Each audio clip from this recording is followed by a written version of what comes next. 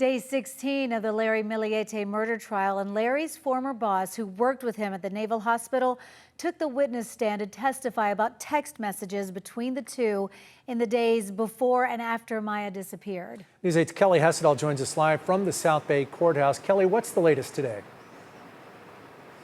That's right. And even though Terry Fonville testified that he's known Larry and Maya for about 20 years, he told the jury today he doesn't consider Larry a friend and said their relationship was more professional as military colleagues, though the text messages between them painted a different picture. So take a look. Here is some of what the jury saw today. Text messages that first week of January in the days leading up to Maya's disappearance. So January 3rd, Fonville texted Larry Bible verses, told him Jesus is our place of peace. January 6th, Fonville is trying to get a hold of Larry. Larry tells him he's not coming into work, too much drama at home. And then there's a gap in messages. There's 2 days of text messages on Fonville's phone to Larry that somehow are missing. The prosecution asked him, did you ever delete any of these messages between you and Larry before you handed over your phone to detectives? And he responded, I don't know. I could have. Those missing text messages actually showed up during a search of Larry's phone. So they were sent January 7th, the day Maya disappeared, and Larry texted Fonville, I'm not right. Fonville responds, have you eaten? Larry says, quote, I'm about to lose it, and Fonville says, call me.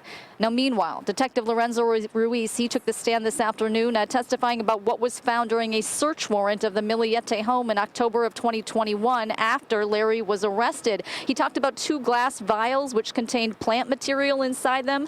There was also a suitcase of Maya's found with winter clothes inside of it. You remember she was planning that trip to Big Bear. Maya's purses, her credit cards, many of which had not expired yet, her work IDs. And we know from testimony during the preliminary hearing that more credit cards of Maya's, along with partially burned out papers, were found in the fire pit in the Millete backyard.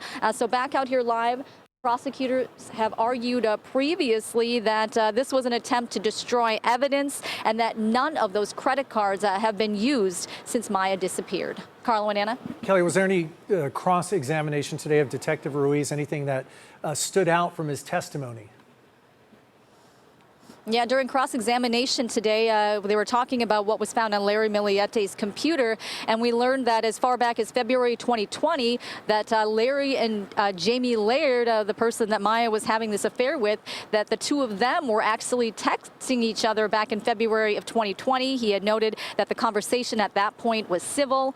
We also learned that between January 9th and January 21st, that Larry was sending Maya multiple messages, sometimes as many as 16 messages a day. So, of course, this was after she disappeared. The defense trying to show, Larry was still trying to contact his wife, though the prosecution would argue, he was just pretending that he knew exactly where Maya was.